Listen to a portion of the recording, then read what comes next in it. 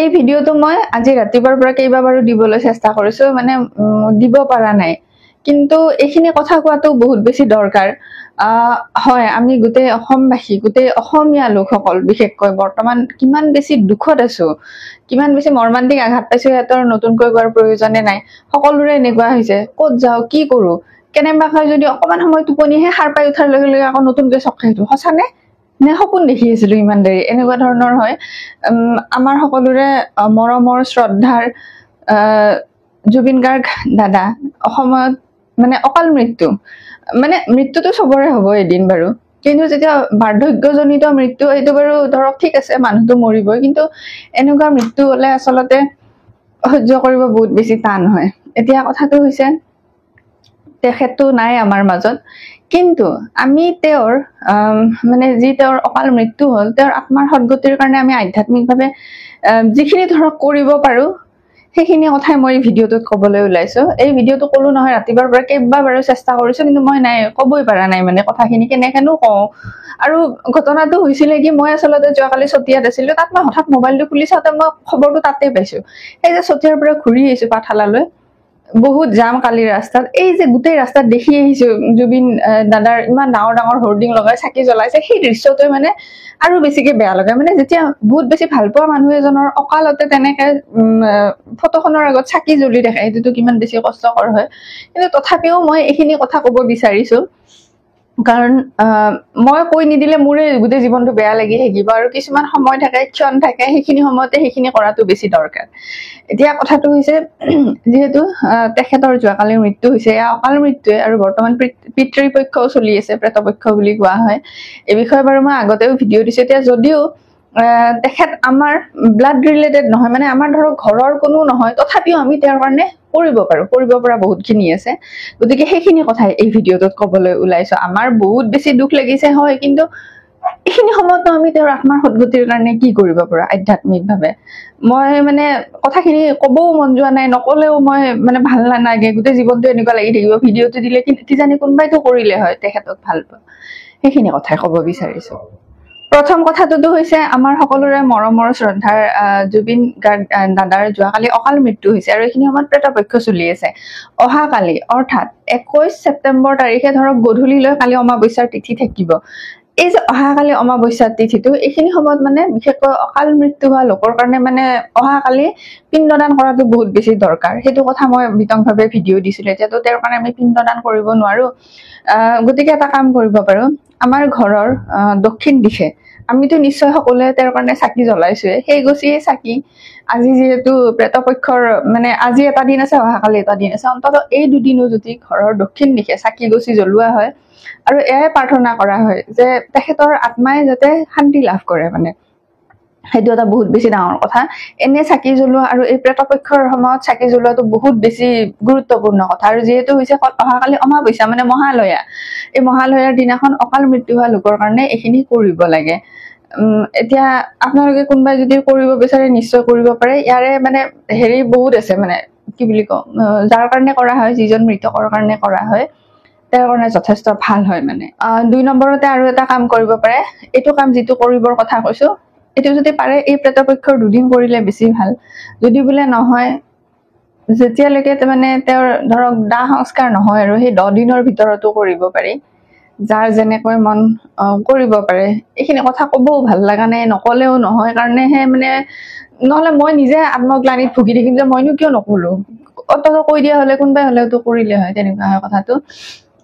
এতিয়া ধৰক আপোনালোকে সদায় এতিয়া ধৰক আমি সকলোৱে সদায় ঘৰত কিবা হলেওতো পাঠ কৰো ন হনুমান চালিসা কামাখ্যা স্তোত্ৰ কিবা হলেও আমি পাঠ কৰো আমি এটা কাম কৰিব পাৰো সংকল্প লৈ সেইখিনিৰ ফলটো কাৰোবাক দি দিব পাৰো মানে সংকল্প লওঁতে এনেকে ক'ব পাৰো যে এই যে মই পাঠ কৰিম ইমান দিন পাঠ কৰিম ইমান বাৰ পাঠ কৰিম এইখিনিৰ ফলটো কিন্তু অমুক তাৰিখে অমুক ঠাইত জন্ম পোৱা অমুক নামৰ ব্যক্তিজন যি ধৰক ইহ সংসাৰত নাই বৰ্তমান তেওঁৰ কাৰণেহে মই কিন্তু কৰিছো এনেকে কৰিব পাৰি জীয়াই থকা ব্যক্তিৰ কাৰণেও কৰিব পাৰি কিন্তু এতিয়া যেহেতু প্ৰেতপক্ষ চলি আছে তেওঁৰ অকাল মৃত্যু হৈছে আমিনো এইখিনি নিশ্চয় কৰিব পাৰো দিয়কচোন তেনেকে সংকল্প লৈ যি পাঠ কৰে আজি কৰে কালি কৰে ডেইলি এবাৰকে পঢ়ে ডেইলি 3 বাৰকে পঢ়ে তো আপোনালোকৰ নিজৰ কথা যি পঢ়ে মন্ত্ৰ নহয় কিন্তু দিয়ক মই মন্ত্ৰৰ কথা কোৱা নাই মই চালিসা স্তোত্ৰৰ কথাই কৈছো কামাখ্যা স্তোত্ৰ হ'ব পাৰে হনুমান চালিচা হ'ব পাৰে, যোনে যি পঢ়ে আৰু তেনেকুৱা ধৰণৰ সংকল্প লৈ ল'ব লাগে। আগতে সংকল্পটো সেনেকে দিব পাৰে। সংকল্প লোৱা ভিডিঅ' এটা মোৰ আগতে কৰি থৈ দিয়া আছে দিয়ক। এইটো ভিডিঅ' মই আজি কৰা নহয়, এইটো ভিডিঅ' মই আগতেও দিছিলোঁ। মই ক্লিপখিনি অলপমান লগাই দি বুজাই দিবৰ কাৰণে চেষ্টা কৰিছোঁ, যাতে সংকল্পটো মানে একদম শুদ্ধকে হয়, ফলখিনি যাতে তেওঁ পায় মানে। সেইটো কিন্তু মই আজি কৰা ভিডিঅ' নহয়। আজি মোৰ ভিডিঅ' কৰিবৰ কাৰণে মানে সেই নাইয়ে ভিতৰৰ পৰা, সেনেকুৱা হৈছে কথাটো। আপোনালোকৰ ঘৰৰ মন্দিৰত যি ভগৱান আছে আৰু শিৱ বাবা হওক, বিষ্ণু ভগৱান হওক, যোন আছে আৰু তেওঁৰ ওচৰতে এই ধৰণে সংকল্প ল'ব পাৰে। প্ৰথমতে হাতত অকণমান এনে টেপৰ পানী যে থাকে, সেয়া পানী লৈ ল'লে ধৰক, কেইটামান নাভাঙা চাউল, কেইটামান কেঁচা তিল, দুবৰিৰ আগ এটা, বেলপাত আৰু আপোনালোকৰ ঘৰত যি ভগৱান আছে সেই ভগৱানৰ কিবা প্ৰিয় ফুল লৈ ল'লে হ'ল। আৰু প্ৰথমতে যিদিনাখন সংকল্প লয় সেইদিনাখন অসমীয়া কি মাহ চলি আছে, অসমীয়া মাহৰ কি তাৰিখ, কৃষ্ণপক্ষ নে শুক্লপক্ষ, সেইটো কৈ দিলে হ'ল। তাৰপিছত আপোনাৰ গোত্ৰ, তাৰপিছত আপোনাৰ নাম, আপুনি কোন ঠাইত থাকি এয়া সংকল্প লৈছে সেয়া কৈ দিলে হ'ল। তাৰপিছত আপুনি যি স্তোত্ৰ চালিচা পাঠ কৰে সেয়া নামটো কৈ দিলে হ'ল, আৰু কেইদিন কৰিব সেইটো কৈ দিলে হ'ল। তাৰপিছত কিমান চনৰ কিমান তাৰিখে কোন ঠাইত জুবিনদাৰ জন্ম হৈছিলে সেই জন্মটো কৈ দিলে হ'ল। কৈ দি পেলাই অমুক তাৰিখ অমুক ঠাইত জন্ম হোৱা অমুক নামৰ ব্যক্তিজনে যে কোনদিনা ঢুকাইছে, যোৱাকালি ঢুকাইছে, তাৰিখটো কৈ দিলে হ'ল। তেওঁৰ আত্মাৰ সদগতিৰ কাৰণে মই এয়া স্তোত্ৰ চালিচা পাঠ কৰিম, হে প্ৰভু তেওঁক আত্মাৰ মানে সদগতি প্ৰদান কৰিবা, মই এয়াই তোমাৰ ওচৰত প্ৰাৰ্থনা কৰিলোঁ। বাছ আমি যেনেকৈ কথোপকথন কৰোঁ সেনেকৈ সংকল্প লৈ এই ধৰণে হাতখন ধুই দিলে হ'ল, আৰু এইখিনি সামগ্ৰী ভাল ঠাইত পেলাই দিলে হ'ল। বাছ এই ধৰণে সংকল্প লৈ কৰিলে নিশ্চয় শুদ্ধ মনে ভক্তি মনে কৰিলে এইখিনিৰ ফল তেওঁ নিশ্চয় পাব, তেওঁৰ আত্মাই পাব মানে। ঠিক আছে বাৰু, মই চাগে আপোনালোকক বুজাই ক'ব পাৰিছোঁ ন সংকল্পৰ কথাটো। দুখটো সকলোৰে লাগিছে, বেয়া সকলোৰে লাগিছে, কিন্তু এই যে ধৰক তেওঁ এই প্ৰেতপক্ষৰ সময়তে ঢুকাইছে বা ব্যক্তিজন ঢুকোৱাৰ সেই 10 দিনৰ ভিতৰত কিছুমান কাম কৰিলে বেছি ফলপ্ৰসূ হয়, এইখিনি নিশ্চয় কৰিব পাৰে। আৰু ভৱিষ্যতেও কোনোবা ধৰক ঢুকাইছে, আপোনাৰ বহুত বেছি বেয়া লাগিছে, বন্ধু বৰ্গ কোনোবা হয় আৰু তাৰমানে তেওঁৰ কাৰণেতো তেওঁৰ বংশৰ লোকসকলে অহোজ খাটিব, পিণ্ডদান ইত্যাদি কৰিব। আমি এইটো পিণ্ডদান কৰিবও নোৱাৰো, কিনো কৰিম আৰু এনেকুৱা সময়ত এইখিনি কাম নিশ্চয় কৰিব পাৰি। বা কোনোবাই যদি হস্পিটেলত আছে, খুব বেছি চিৰিয়াছ হৈ আছে, যোনে হওক আপোনাৰ ঘৰৰ হওক যোনে নহওক, আৰু নিশ্চয় এইখিনি কাম কৰিব পাৰে। আৰু এতিয়া কথা হৈছে পৰহিৰ পৰা নৱৰাত্ৰিও আৰম্ভ হ'ব। নৱৰাত্ৰি ইতিমধ্যে দুটামান ভিডিঅ' দিছিলোঁ, আপোনালোকৰ বহুতে মোক কৈছিলে ঘট ইত্যাদি কেনেকেনো পাতে দেখাই দিবলৈ। মই ভিডিঅ'খিনি ৰেডি কৰিও থৈ দিয়া আছে, পোষ্ট কৰিব একদমেই মন যোৱা নাই। কিন্তু এইটো কথাও সত্য, আমাৰ দুখ লাগিছে হয়, কিন্তু ধৰক নিত্য নৈমান্তিক যিখিনি পূজা পাঠ সেইখিনি আমি কৰি থকাটো বহুত বেছি দৰকাৰ। কাৰণ এইখন হৈছে আচলতে মায়াৰ পৃথিৱী। জুবিন দাই এটা গানত কৈয়ে থৈ গৈছে, যিমানেই বান্ধিবা বান্ধোন সিমানেই জুৰিব কান্দোন, হয়নে কথাটো? এইখনতো মায়াৰ পৃথিৱী, আমি সকলোৱে এদিন বিদায় ল'ব লাগিব। গতিকে তাৰে মাজতে এই পূজা পাঠখিনি যিখিনি আছে আৰু এইখিনি কৰি থকাটো ভালে। দিয়ে কোনোবাই যদি নৱৰাত্ৰি পালিম বুলি ভাবিছিলে পালকচোন বাৰু, নৱৰাত্ৰিৰ সংকল্পটো যদি ইচ্ছা কৰে সেয়াও তেখেতৰ মানে আত্মাৰ সদগতিৰ কাৰণে সেনেকে সংকল্প লৈ হেৰি কৰিব পাৰি। বা ধৰক এতিয়া চবৰে মনবোৰ অসন্তুষ্ট হৈ আছে, অশান্তি হৈ আছে, নিজৰ ভিতৰতে কেনেকুৱা এটা লাগি আছে। কিন্তু আমাৰ নিত্য নৈমান্তিক যি দায়িত্ব কৰ্তব্য সেয়াটো কৰি থাকিব লাগিব। এনেকে নৱৰাত্ৰি পালিলে নিজৰো মনটো অলপ হ'লেও আধ্যাত্মিকভাৱে কিছুমান কথা, ধৰক দুখটোতো দুখেই বাৰু, কিন্তু তথাপিও আৰু নিশ্চয় অলপমান নিজকে সংযত কৰি ৰাখিব পৰা যাব, আৰু সেয়াই কথাটো।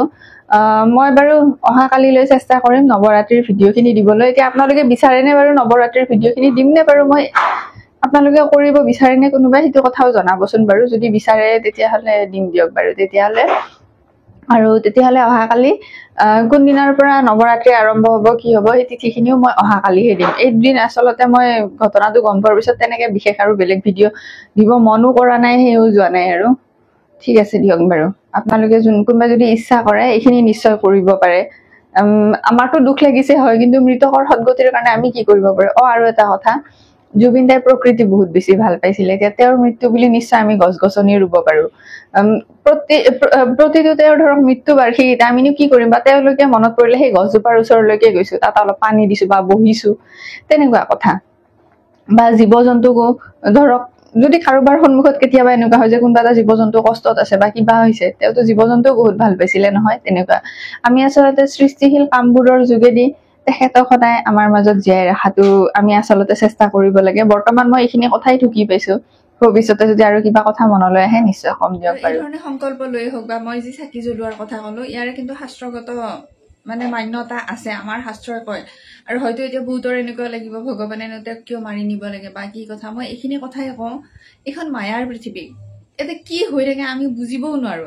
আমাৰ দুখ লাগিব কিছুমান ঘটনাৰ কাৰণে, হয় কথাটো, কিন্তু আমি অলপহে দেখি আছো কি হৈ আছে। ডাঙৰকে বস্তুটো বেলেগ ধৰণৰ হৈ থাকে। মই ইমান বুজাই নকওঁ, বৰ্তমান এইখিনি কথা আজি কোৱা পৰিস্থিতি নহয়, আজি পৰিস্থিতি মুঠেই নহয় এইখিনি কথা কোৱাৰ।